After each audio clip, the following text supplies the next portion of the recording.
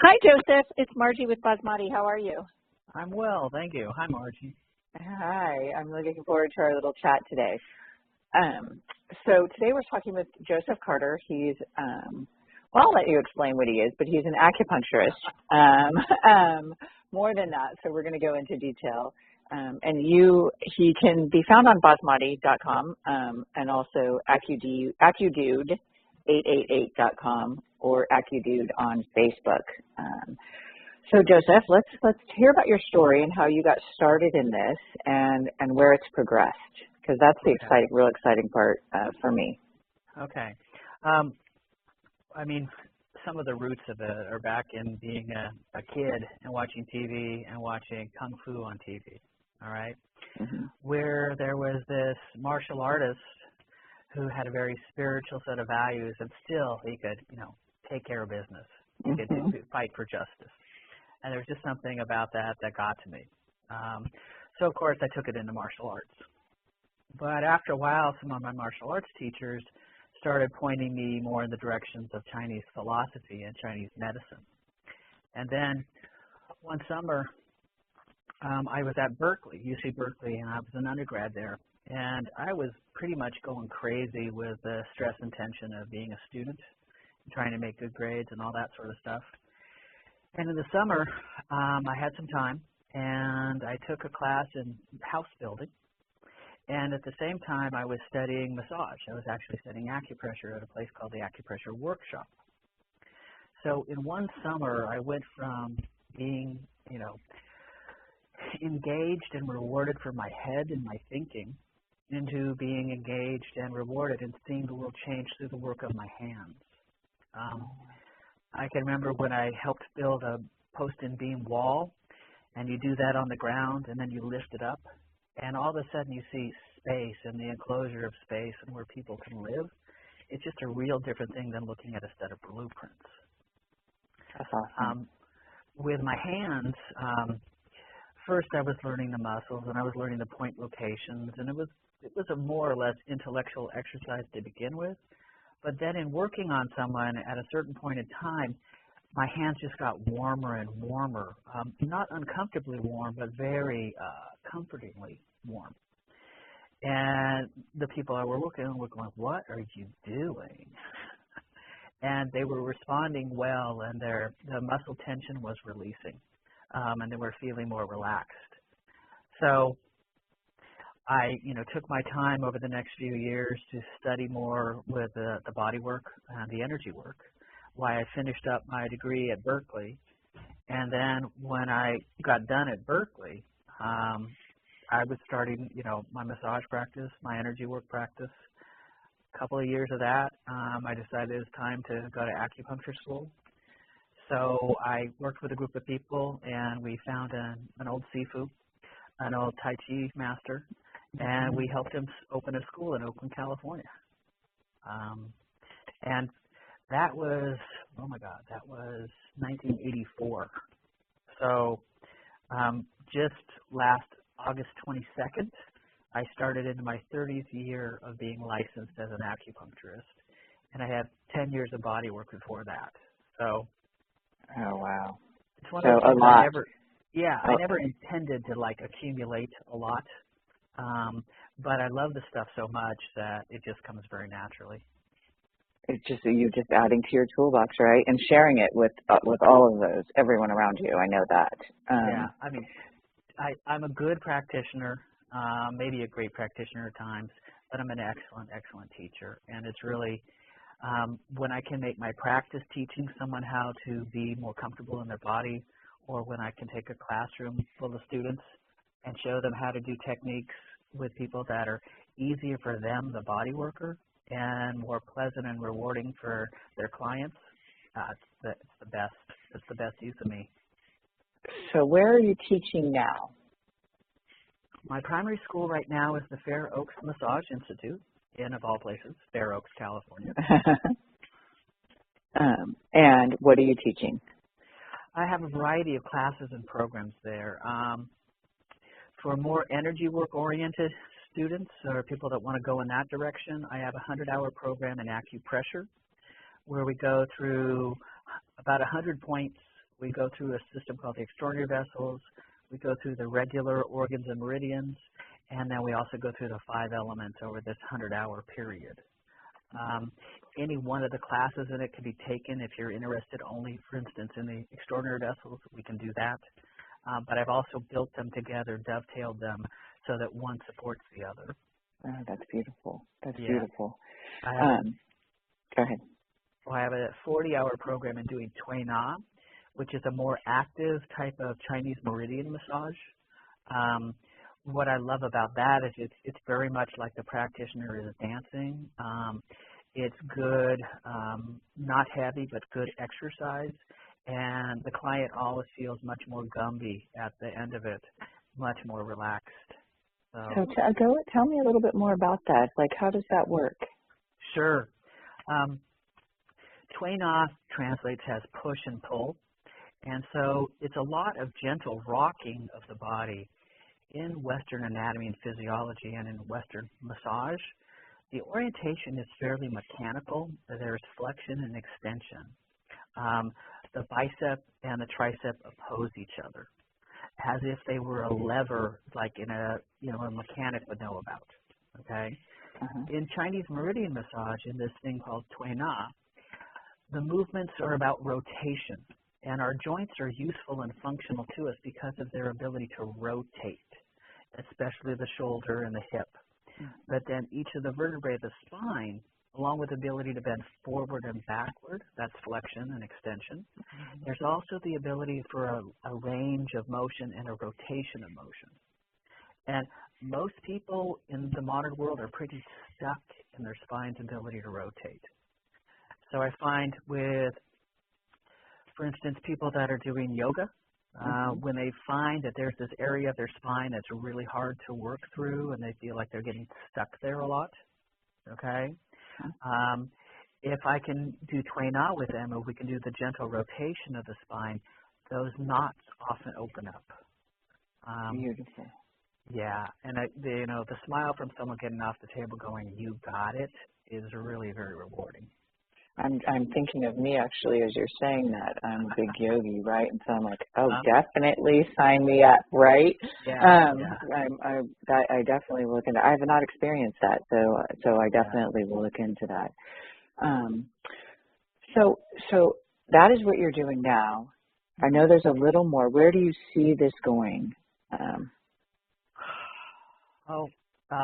I think the long-term goal is just peace on Earth and living well with nature. And I'm hoping and I'm praying and working in that direction. But right now I'm doing more and more classes and teaching and consulting, getting practitioners that are already involved in some sort of a bodily art, like yoga, like massage, like body work, and helping them gain the tools and the understandings, the theory and philosophy of Chinese medicine, so they can integrate that well and really get the benefit of, the deep energetic understanding of Chinese medicine coming through their particular style or practice or tools. So do you travel and do some of these, like at maybe yoga studios or at healing centers, and do like private teachings in situations like that? Yeah. I'm bilocated, if you will. Okay. I'm in the Bay Area. I have a wonderful office in Berkeley at a place called Mandir. And then I'm up here in Sacramento area in Citrus Heights at a place called Lightwheelers. And I see clients in a private practice setting, but I also do consultations. Like next week, 2 practitioners that have been doing body work for 10, 15 years are tag teaming together to come in so I can do a private tutorial with them on Tui Na so that they can add that to their toolkit. That's fabulous. And what I love about this is one's bringing the other and the other's bringing the other, if you will. They're both going to learn, they're both going to feel it, and then they're both going to practice on each other.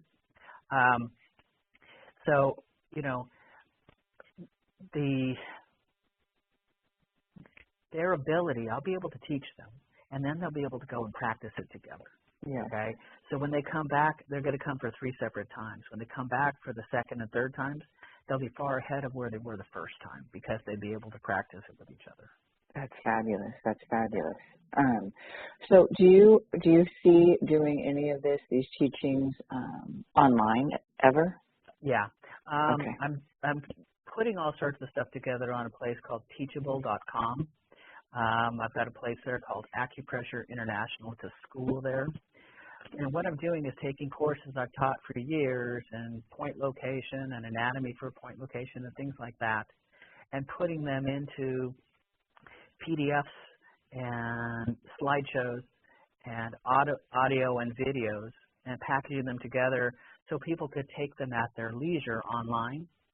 And they've got basically sections and then chapters within each section so that you can start for a very small amount of money in learning a series of points.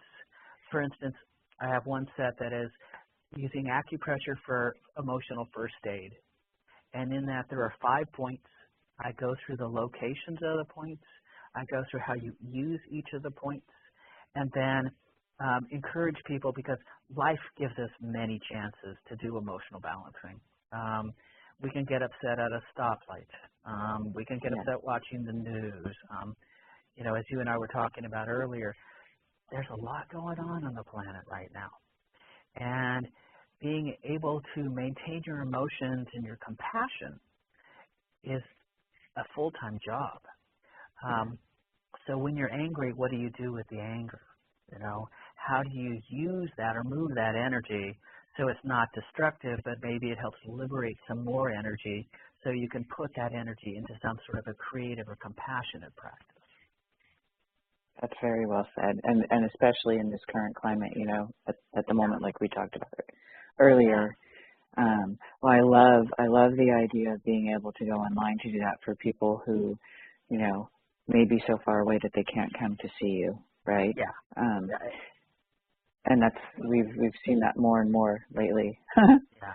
I mean, don't get me wrong. Interacting one-on-one is probably the most joy, and with a group of people in a class, the magic of the group brings a better teaching out of me, and then the whole group becomes teaching to me. So that's idyllic. What I do with most of the classes I create is do as much of them live as possible so that energy is in the package, okay? And there's, especially in teaching energy work and body work, there is actually no substitute for the human touch. That's right. I was just going to say, and I feel like more and more with what we're experiencing, it's very important for a community to come together, whether it's in a teaching setting or and the human touch, because we are kind of missing that, and there's a hunger, if you will, for that, right? For all of us to be in these nice groups, chatting, touching, learning, and growing. And so I definitely agree with that. Well, that reminds me. So this is one of the things I've been recently helping with. Okay.